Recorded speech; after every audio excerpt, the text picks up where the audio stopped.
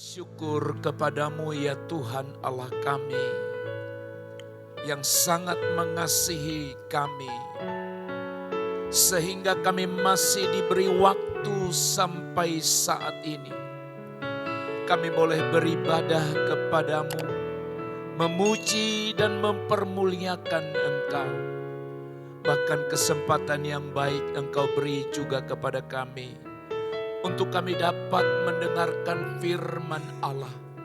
Kami mau belajar terus memahami kehendak Allah di dalam kehidupan kami. Pakai hamba-Mu yang sangat sederhana ini untuk dapat menyampaikan pesan Tuhan kepada seluruh umat-Mu yang mendengarkannya. Dalam nama Tuhan Yesus kami mengucap syukur, kami sambut firman-Mu. Haleluya. Amin. Silakan duduk Bapak Ibu yang terkasih. Baik, sungguh merupakan satu kebahagiaan hari ini saudara dan saya diperkenankan oleh Tuhan untuk beribadah kepadanya di minggu yang terakhir pada bulan yang pertama di tahun yang baru ini. Haleluya. Firman Tuhan hari ini berjudul melangkah dengan keberanian menjalani kehidupan iman. Saudara-saudaraku yang kekasih di dalam Kristus, kita sedang hidup atau sedang berada di satu zaman atau era yang penuh dengan tantangan, penuh dengan perubahan, bahkan juga sekaligus ketidakpastian. Dan hal inilah yang seringkali membawa kita kepada suatu situasi yang sulit, situasi yang menakutkan, bahkan juga situasi yang berbahaya. Terkadang kita merasa tidak siap atau tidak mampu mengatasi masalah karena diliputi oleh keraguan, kebimbangan, dan kekhawatiran tentang apa yang akan terjadi di masa yang akan datang. Saudara-saudaraku yang dikasihi oleh Tuhan, satu hal yang harus kita yakini, yang harus kita percayai adalah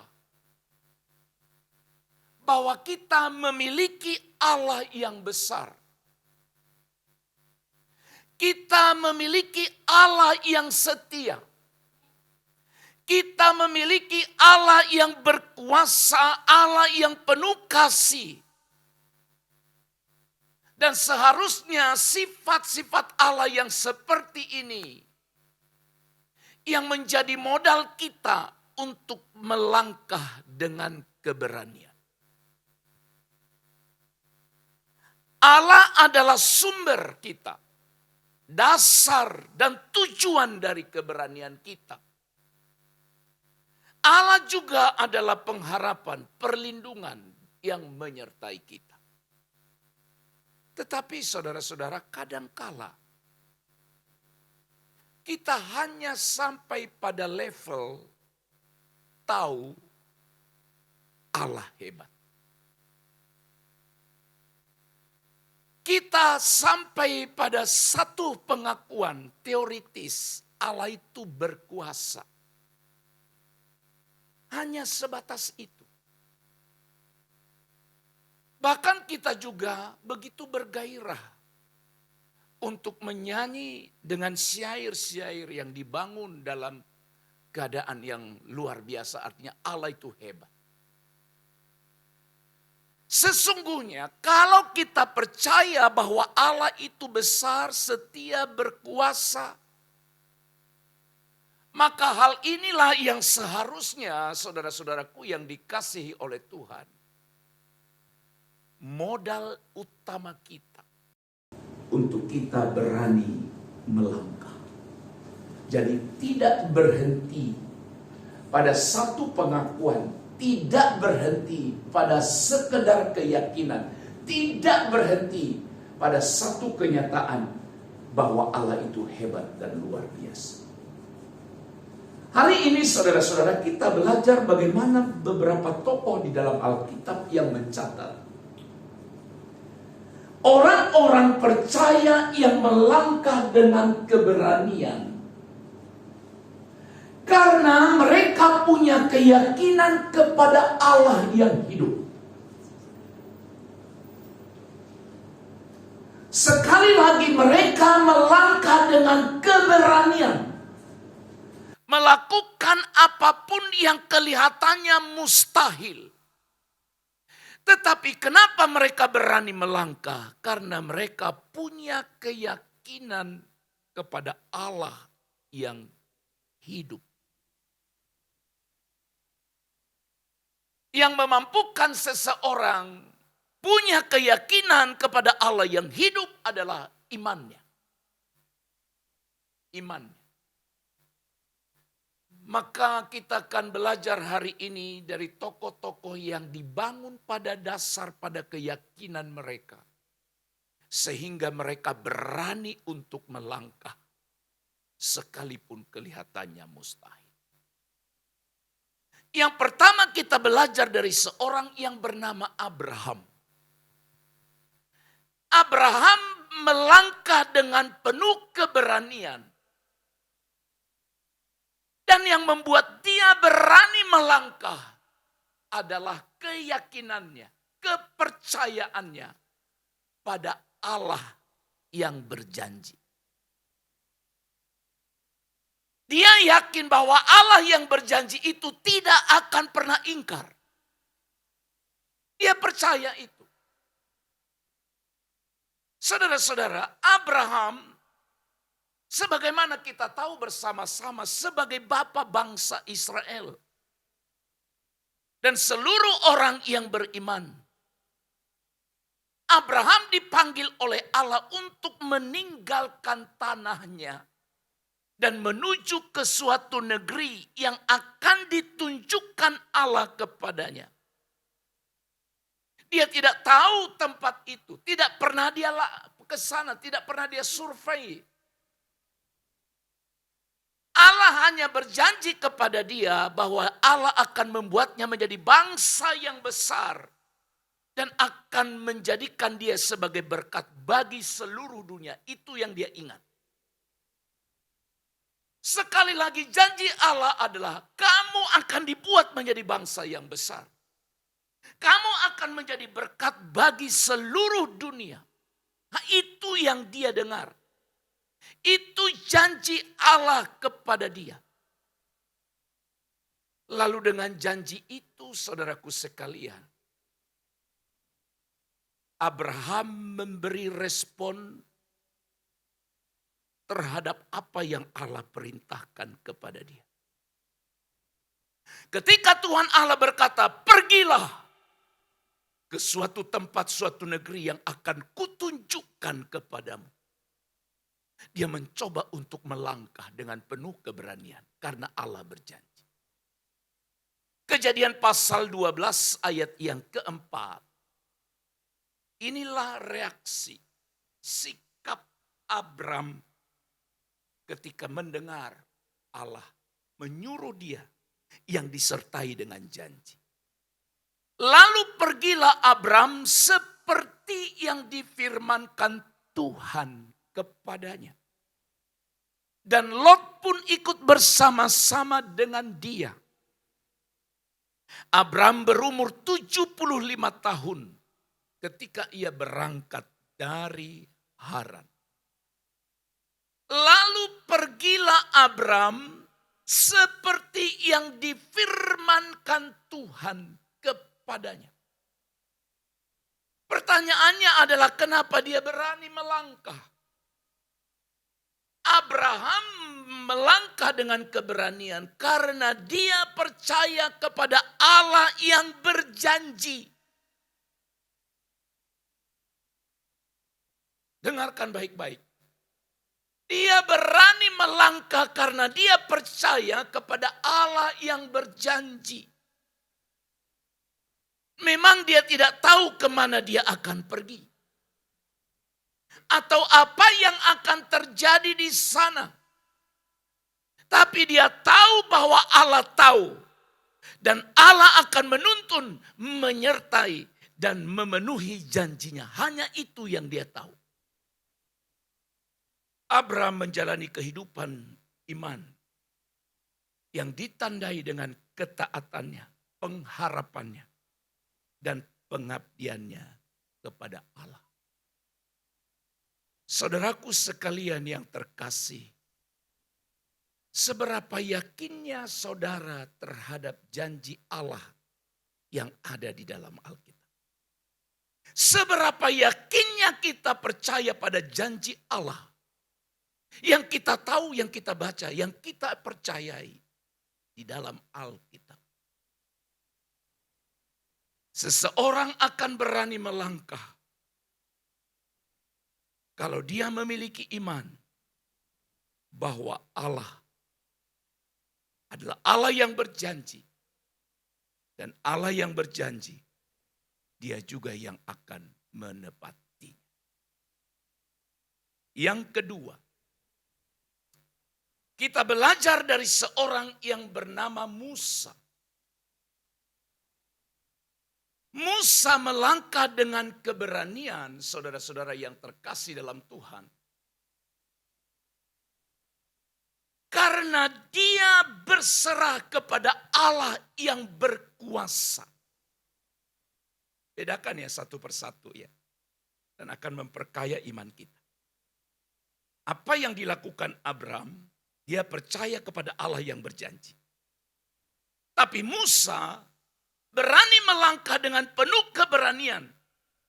Karena dia berserah kepada Allah. Dan dia tahu Allah itu adalah Allah yang berkuasa. Semua kita tahu apa tugas Musa yang diberikan oleh Allah kepadanya. Tugas itu adalah memimpin suatu bangsa yang besar, yaitu bangsa Israel, untuk keluar dari Mesir, dari tanah perbudakan. Membawa mereka menuju tanah perjanjian. Allah memilih Musa, tidak salah pilih. Allah memilih Musa menjadi utusannya untuk menghadap Firaun, Raja Mesir, yang sombong, yang angkuh, dan yang sangat kejam. Saudara-saudara, Allah memberi Musa tanda-tanda dan mujizat untuk membuktikan bahwa Allah adalah Allah yang hidup. Allah yang berkuasa atas segala sesuatu. Tapi apa reaksi Musa? Saudara-saudaraku yang terkasih dalam Tuhan, Keluaran pasal 4 ayat 10 mencatat begini. Lalu kata Musa kepada Tuhan, ketika Tuhan perintahkan suruh dia membawa bangsa itu keluar dari Mesir. Maaf Tuhan. Dari dahulu maupun sejak engkau berfirman kepada hamba-Mu ini. Aku bukan orang yang pandai bicara. Sebab aku berat lidah. Tidak lancar berbicara. Inilah reaksi, inilah responnya. Ketika Allah memberi perintah kepada Musa. Dengarkan baik. Musa merasa tidak layak, tidak mampu. Dia juga menolak untuk menjadi utusan Allah. Itu sebabnya dia cari-cari alasan. Alasan untuk menghindari panggilan Allah. Dengarkan baik. Allah tidak pernah salah pilih. Allah tidak salah pilih. Walaupun dia berkata, aku tidak pandai bicara. Aku berat bicaranya. Tidak seperti orang lain. Malah dia suruh, malah dia ajari Allah. Seolah-olah Allah salah pilih. Dia bilang, abangku lebih pintar daripada aku. Tapi Tuhan berkata apa? Oh iya ya, saya baru ingat. Kamu punya abang. Dan abangmu lebih pintar. Saya salah pilih sama kamu. Tidak ada ayat itu dalam Alkitab. Tapi apa kata Tuhan kepada Musa ketika dia berdalih, saudara-saudara? Keluaran pasal 4. Ayat 11 sampai ayat 12. Tetapi Tuhan berfirman kepadanya. Kepada siapa? Musa. Siapakah yang membuat lidah manusia? Siapakah yang membuat orang bisu atau tuli? Membuat orang melihat atau buta? Bukankah aku yakni Tuhan? Oleh sebab itu, pergilah, aku akan menolong lidahmu. Aku akan menolong lidahmu berbicara dan mengajarkan apa yang harus kau katakan. Wow, hebat, luar biasa. Dalam ketakutannya Musa mencoba menghindar daripada Allah. Karena dia bayangkan Firaun yang bengis itu, yang sangat kejam itu. Maka dia mencari-cari alasan. Dengan berkata, aku tidak pandai bicara. Aku berat bicaranya, gak lancar. Tapi Tuhan berkata kepadanya, siapa yang menciptakan lidah? Berarti kalau Allah yang menciptakan lidah, maka Allah juga yang memperlengkapi orang itu untuk bisa bicara. Amin. Amin. Saya percaya itu. Allah memberi Musa keberanian. Karena dia menjanjikan bahwa dia Allah akan menyertai, membantu dan memberkati Musa. Dengar baik, Allah tidak memandang kemampuan Musa, tetapi memandang kemampuan Allah. Sebab setiap kali kita melihat diri dan kemampuan kita, maka kita tidak akan pernah bisa maju dalam hidup ini. Lihatlah beberapa contoh dalam Alkitab. Ingatlah misalnya pengintai itu. Yosua dan Kaleb ketika mengintai lalu mereka coba bandingkan. Wah, orang-orang di sana raksasa, besar-besar. Kalau mereka dibanding dengan kita, wah inti kita kecil. Tapi apa yang terjadi saudara-saudara? Mereka mencoba melepas cara pandang yang berbeda itu. Ada yang melihat kemampuan yang ada pada dia. Tapi ada orang yang melihat bukan kemampuan yang ada pada dia, tapi kemampuan yang ada pada Allah. Sebab Allah tidak membutuhkan kemampuan kesempurnaan dari Musa. Tapi yang Tuhan tuntut dari Musa adalah kesediaannya. Kesiapan Musa yang Allah mau, bukan kesempurnaannya. Jadi jangan engkau pernah berdalih dan berkata, aku gak sempurna. Tapi ketika engkau sadar dirimu tidak sempurna, lalu engkau berserah kepada Allah, maka kesempurnaanmu itu yang akan diubah oleh Allah. Karena engkau mau. Allah mengubah Musa dari seorang penakut menjadi seorang yang sangat berani. Karena Musa berserah kepada Allah yang berkuasa. Haleluya. Jangan biarkan iman kita kerdil terus. Logika kita lebih maju.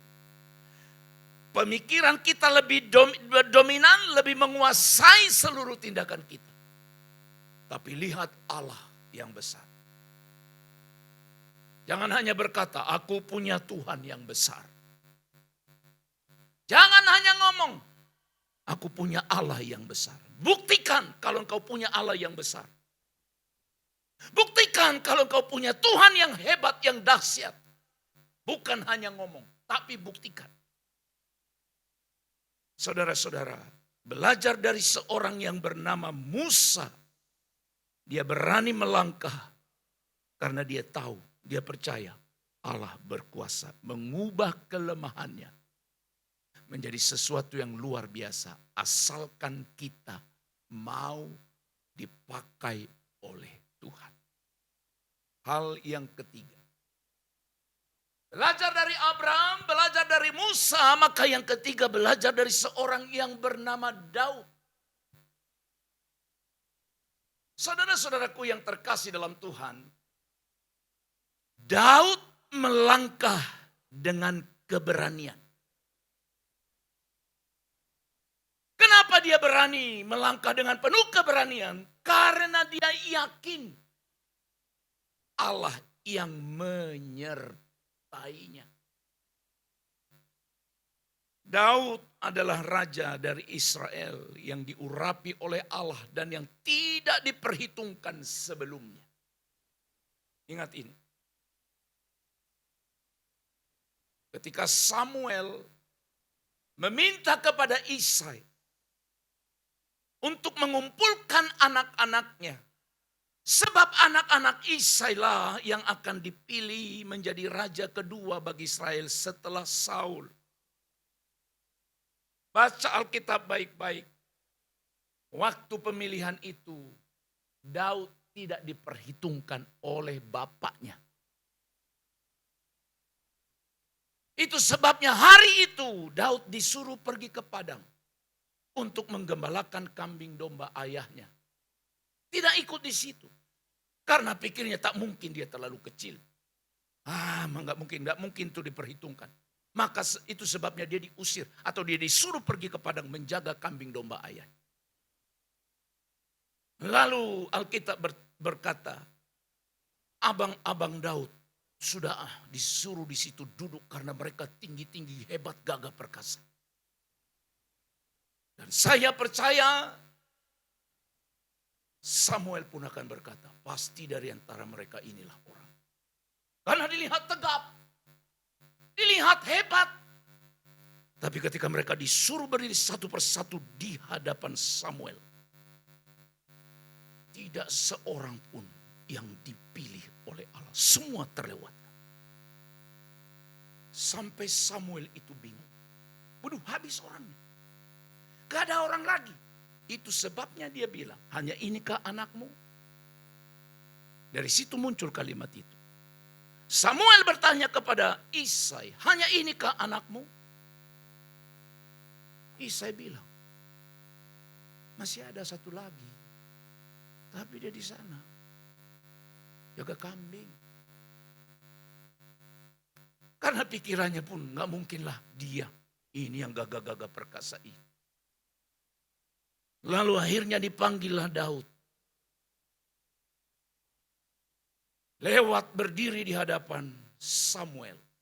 Daud yang kecil, Daud yang remaja, Daud yang rambutnya kemerah-merahan. Yang setiap hari dipanggang oleh teriknya panas matahari. Dan Tuhan berkata, inilah dia. Saya yakin Samuel sebagai manusia biasa kaget luar biasa. Maka dari situlah muncul ayat yang berbunyi. Manusia melihat apa yang di depan matanya.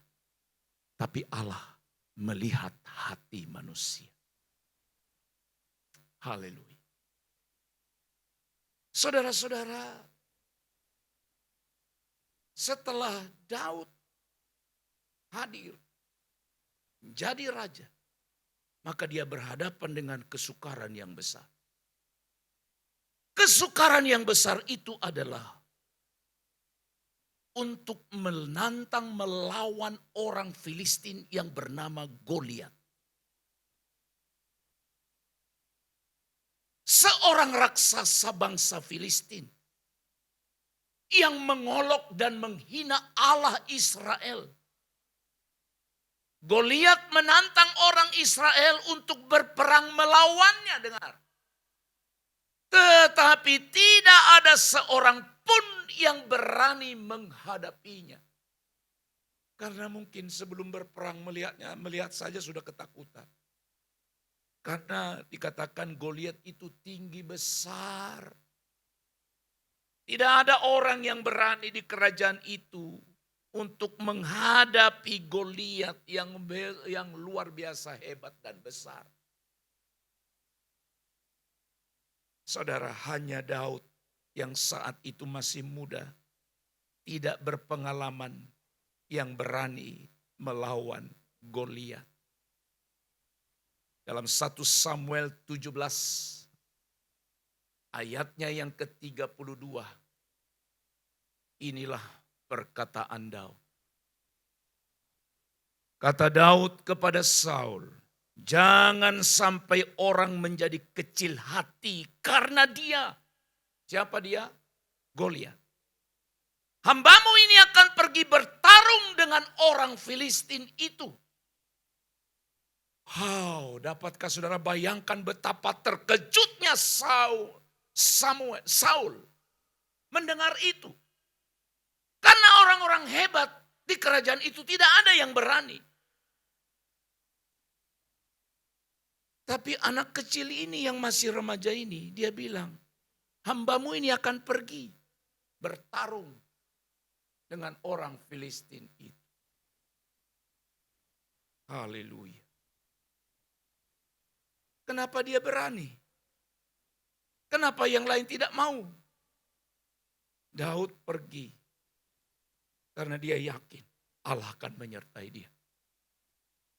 Haleluya. Dia yakin Allah akan menyertai dia. Luar biasa. Daud melangkah dengan keberanian. Karena dia percaya kepada Allah yang menyertainya. Dia tidak takut kepada ukuran, kekuatan, dan senjata Goliat. Tapi dia yakin akan kuasa Tuhan. Yakin akan keadilan Allah yang melampaui dan melebihi apapun. Maka ketika Daud menghadap Goliat, Goliat pun kaget, terkejut setengah mati. Keterkejutannya menganggap rendah Daud karena dilihat terlalu kecil. Dan dia tidak bawa apa-apa selain tongkat. Maka dari situlah Goliat marah dan berkata, anjingkah aku? Sehingga engkau datang dengan tongkat seperti itu. Merasa dilecehkan dia. Karena Alkitab mencatat sebelum Daud pergi berperang, dia diperlengkapi dengan senjata perang, termasuk pakaian perang.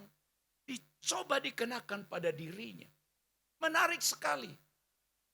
Diperlengkapi mulai dari telapak kaki sampai di ujung rambut. Senjata artinya pakaian-pakaian perang. Kalau ditembak dadamu tak tembus, buat di sini tembaga dan lain sebagainya. Tapi Alkitab bilang apa? Setelah itu semua dipakai, dikenakan pada tubuhnya. Dan Daud disuruh pergi. Alkitab yang berkata, Daud tidak bisa berjalan. Terlalu berat mungkin baju itu. Dia tidak bisa bergerak. Waduh, payah ini. Dan Daud akhirnya suruh lepas semua itu. Dia hanya pergi dengan umban di tangan. Itu senjatanya, senjata yang sederhana. Sementara Goliat diperlengkapi dengan pakaian perang yang mutakhir di kala itu. Dan juga senjata yang canggih. Haleluya. Daud menjalani kehidupan iman yang ditandai dengan kepercayaannya bahwa Allah akan menyertai dia. Menghibur sekali. Khotbah ini sangat memberkati saya hari ini. Karena seringkali aku lihat diriku. Seringkali kulihat kemampuanku. Dan ketika kulihat diriku kecil, lalu kulihat juga Allah kecil. Betapa besarnya dosaku. Tapi setelah melihat orang-orang ini hebat. Hanya hari ini maukah Maukah saudara percaya kepada penyertaan Allah yang membawa kepada kemenangan? Berani melangkah dengan mengandalkan Tuhan. Yang terakhir, keempat.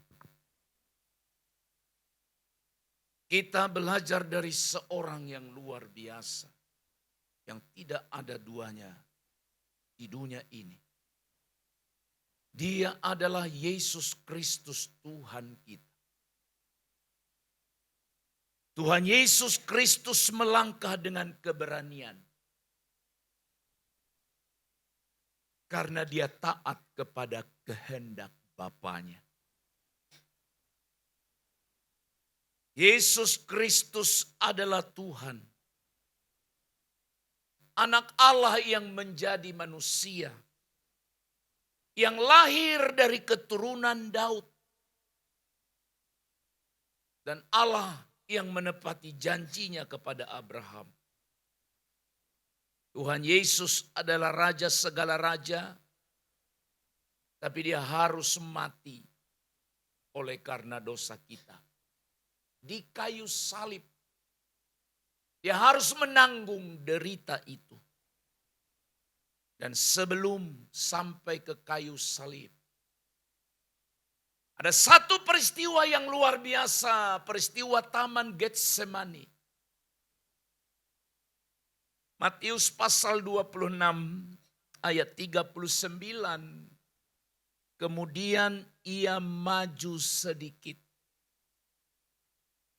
Lalu sujud dan berdoa. Ya Bapakku, jikalau sekiranya mungkin, biarlah cawan ini berlalu dari hadapanku. Tetapi janganlah seperti yang ku kehendaki, melainkan seperti yang engkau kehendaki. Luar biasa. Kenapa dia lakukan ini? Dia lebih memilih untuk taat kepada Bapanya daripada mengutamakan kesenangan, kenyamanan, dan keamanan dirinya.